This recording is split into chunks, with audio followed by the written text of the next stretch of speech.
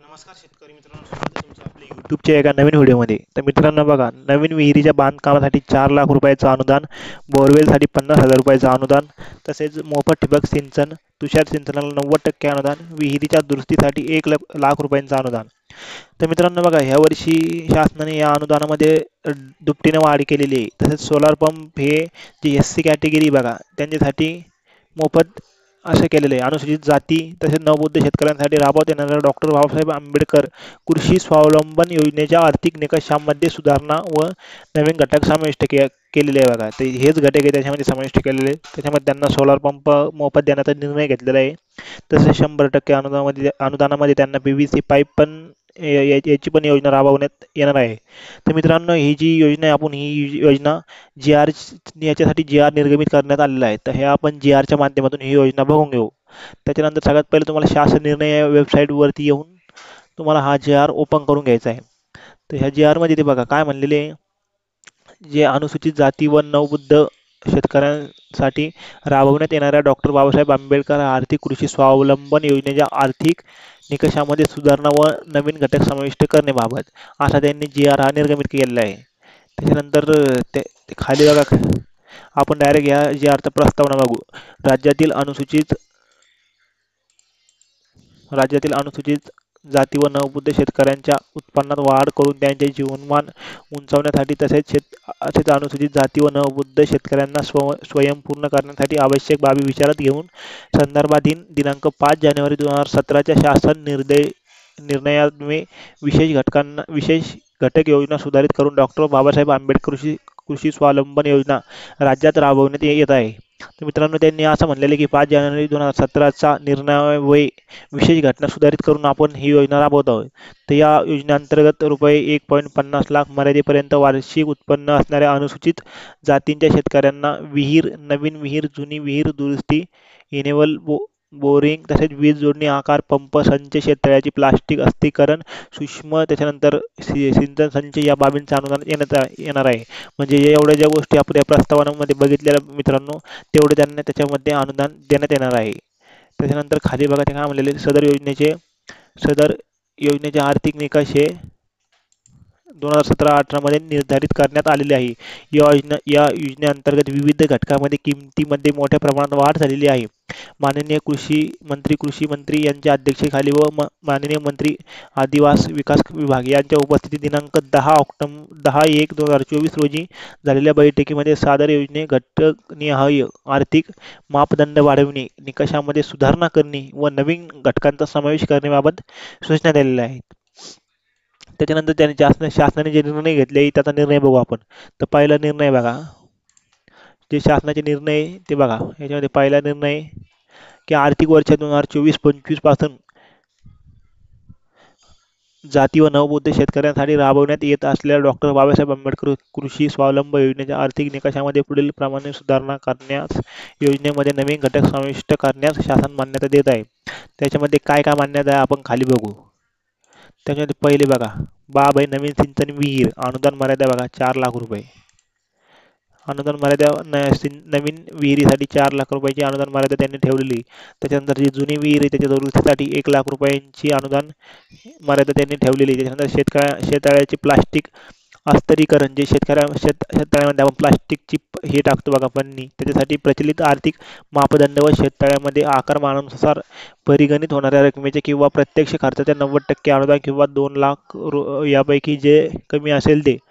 जर बघा तुमच्या शेततळ्याची जी पन्नी असेल तिथं तुमचं समज 2 लाख रुपये खर्च होत असेल, तर त्या खर्चाचा तुम्हाला एकतर 90% भाग भेटेल, नाही तर 2 लाख रुपये. जर तुमचा त्याचा समज 5 लाख रुपये त्याचा खर्च झाला तर तुम्हाला 2 लाख रुपये इतकेच मिळणार आहे बघा, जे कमी असेल ते. नाही तर मग 90% 1 लाख रुपये खर्च आला तर त्यापैकी तुम्हाला 10% रक्कम भरायची आहे आणि 90% जी रक्कम आहे ती अनुदानाच्या स्वरूपात तुम्हाला परत येणार आहे. त्याच्यानंतर चौथा पॉईंट बघा, इनवेल बोरिंगसाठी तुम्हाला 40,000 रुपयांचं अनुदान देण्यात येणार आहे. त्याच्यानंतर वीज जोडणी आकारासाठी 20,000 किंवा प्रत्यक्ष भरलेला यापैकी जे कमी असेल ते. वीज जोडणीसाठी तुम्हाला 20,000 रुपयांचं अनुदान ते येणार आहे किंवा भरलेला आकार यापैकी जे कमी असेल ते. त्याच्यानंतर 6वा जो पॉईंट आहे बघा, विद्युत पंप संच डिझेल इंजिन, त्याच्यासाठी तुम्हाला अश्वशक्ती क्षमतेपर्यंत पंप संचकरिता प्रचलित आर्थिक मापदंडाच्या किंवा प्रत्यक्ष होणाऱ्या खर्चाच्या 90% किंवा 40,000 यापैकी जे कमी असेल ते. याच्यामध्ये पण तुम्हाला 40,000 किंवा 90% अनुदान ही योजना राबवण्यात येणार आहे. त्याच्यानंतर 7वा पॉईंट बघा, सोलार पंप वीज जोडणी आकार पंप संचाऐवजी प्रचलित आर्थिक मापदंडाच्या किंवा प्रत्यक्ष होणाऱ्या खर्चाच्या 90% किंवा 50,000 रुपये यापैकी जे कमी असेल ते. म्हणजे त्यांनी सरळ सरळ सांगितलेलं आहे की तुम्हाला आम्ही 40,000 रुपये इतकं अनुदान देणार आहोत. म्हणजे जर तुमचा 1,00,000 रुपये याचा खर्च होत असेल तर तुम्हाला 40,000 रुपयेच भेटणार. आणि जर तुमचा समज 30,000 रुपये खर्च झाला तर त्याच्या तुम्हाला 90% म्हणजे 10% अमाऊंट ही भेटणार आहे तुम्हाला. त्याच्यानंतर 7वा पॉईंट बघा, सोलार पंप सोलार पंप वीज जोडणी आकार. त्यानंतर 8वा पॉईंट बघा, एच.डी.पी पी.व्ही.सी पाईपमध्ये तुम्हाला प्रचलित आर्थिक मापदंडाच्या किंवा प्रत्यक्ष होणाऱ्या खर्चाच्या 100% किंवा 50,000 यांपैकी जे कमी असेल ते. याच्यामध्ये तुम्हाला 100% पी.व्ही.सी पाईपमध्ये अनुदान देण्यात येणार आहे. त्यामध्ये तुम्हाला 50,000 रुपये खर्च आला तर तुम्हाला तेवढी रक्कम पूर्ण वापस येणार आहे.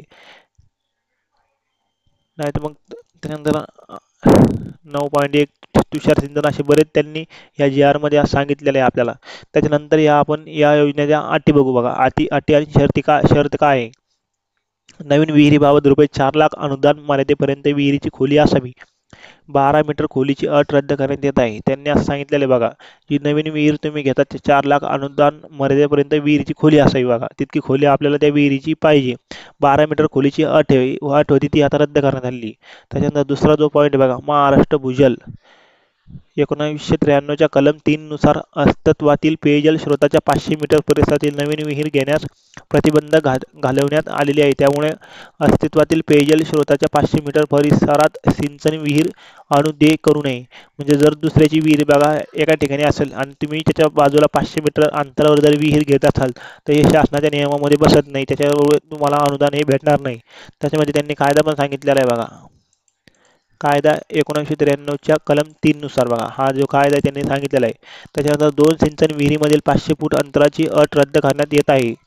2 सिंचन विहिरीमधील आता त्यांनी अट हे असं सांगताय की 2 सिंचन विहिरीमध्ये 500 फूट अंतराची अट ही रद्द करण्यात येत आहे. त्यानंतर नवीन विहीर या घटकाचा लाभ घेतलेल्या लाभार्थ्यास 20 वर्षानंतर जुनी विहीर दुरुस्ती या घटकाचा लाभ देण्यात यावा. जर तुम्ही समज नवीन विहिरीचं अनुदान घेतलं तर त्याच्यानंतर तुम्हाला 20 वर्षानंतर या दुरुस्ती घटकाचा लाभ मिळणार आहे. त्याच्यानंतर शेततळ्यामध्ये प्लास्टिक अस्थिरीकरण या घटकाचा लाभ या घटकाचा लाभ मागेल त्याला शेततळे या योजनेबरोबरच इतर योजनेअंतर्गत शेततळ्याला लाभ घेण्यात आलेला तसेच व करताना शेततळे केलेल्या शेतकऱ्यांना देखील अनुदेय असेल. त्याच्यानंतर 6वा पॉईंट बघा, लाभार्थ्यांकडे जर काही घटक उपलब्ध असतील तर उर्वरित आवश्यक घटकांचा लाभ विविध मर्यादेत देण्यात येईल.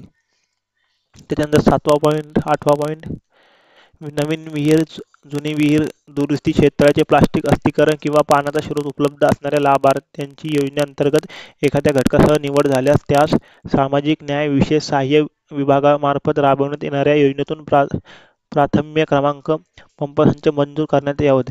असे त्यांनी नियम व शर्ती बी याच्यामध्ये दिलेले आहे. त्याच्यामध्ये खाली पण नियम शर्ती तुमचा त्याच्यामध्ये काय नियम असेल काय तुमच्या शर्ती असेल तुम्ही ह्या जी आरमधून वाचून पण घेऊ शकता. त्याच्यानंतर लाभार्थी निवडणी कार्यपद्धती, इच्छुक लाभार्थ्यांनी कृषी विभागाच्या महा-डी-बी-टी पोर्टलद्वारे योजनेमध्ये सहभागी होणे आवश्यक राहील. लाभार्थ्यांची निवड त्या वर्षात उपलब्ध झालेल्या अनुदानाच्या मर्यादेत करण्यात येईल. जर कोणी लाभार्थी इच्छुक असेल बघा अनुसूचित जमातीमधला त्यांनी महा-डी-बी-टी यांचं जे ऑफिशियल वेबसाईट आहे त्या ऑफिशियल वेबसाईटवरती जाऊन तुम्ही तुमचा अर्ज तिथे करू शकता. तुमच्या त्या वर्षाचं जितकं अनुदान असेल तुम्ही त्यामध्ये निवड झाली तर तुम्ही तितका अनुदानाला पात्र ठरू शकता. 6वा पॉईंट बघा, लाभार्थ्यांची निवड रद्द करणे व त्याऐवजी नवीन लाभार्थ्याची निवड करणे. नवीन शेतकऱ्यांना निवड केलेल्या शेतकऱ्यांचं जर निधन झालं, तो शेतकरी जर एक्सपायर झाला तर त्या ठिकाणी बघा निवड झालेल्या शेतकऱ्याने आपली सर्व शेतजमीन विकून तो भूमिहीन झाल्यास लाभार्थ्याची निवड करणे व त्याऐवजी नवीन निवड करणे. पुढील परिस्थितीत निवड करताना आपल्याला लाभार्थ्यांची निवड रद्द करण्यात येईल. जर हे 3 निवड केलेल्या शेतकऱ्याचे निधन झाले तर ही म्हणजे जर तुम्ही त्या अर्जासाठी पात्र असाल तर तो अर्ज तुमचा कॅन्सल केला जाईल. त्याच्यानंतर निवड झालेल्या शेतकऱ्यांचे अर्थसहाय्य घेण्यास नकार दिला जाईल. त्याच्यानंतर मृत लाभार्थ्याऐवजी त्यांच्या वारसदार योजनेत लाभ घेण्यास इच्छुक असल्यास त्यांची निवड प्राधान्याने करण्यात येईल. समजा तुमच्या ज्यांनी अर्ज भरला त्यांचा ते बघा एक्सपायर झाले तर त्यांच्या ज्या वारसदार आहे त्यांना पहिले प्राधान्य देण्यात येईल. असे बरेच 12 पॉईंट त्यांनी सांगितलेले आहे. तर हा जी आरमध्ये तुम्ही बघू शकता की आपल्याला कशा प्रकारे अनुदान मिळणार आहे. त्याच्यानंतर जे डॉक्टर बाबासाहेब आंबेडकर कृषी स्वावलंबन योजनेचा हा जी आर त्यांनी सादर केलेला आहे. हा जी आर वाचून तुम्ही समजून घेऊ शकता की आपल्याला कोणत्या प्रकारचं अनुदान कशा पद्धतीने मिळणार आहे. तर मित्रांनो, व्हिडिओ जर आवडला असेल तर लाईक करा, शेअर करा, सबस्क्राईब करा. धन्यवाद.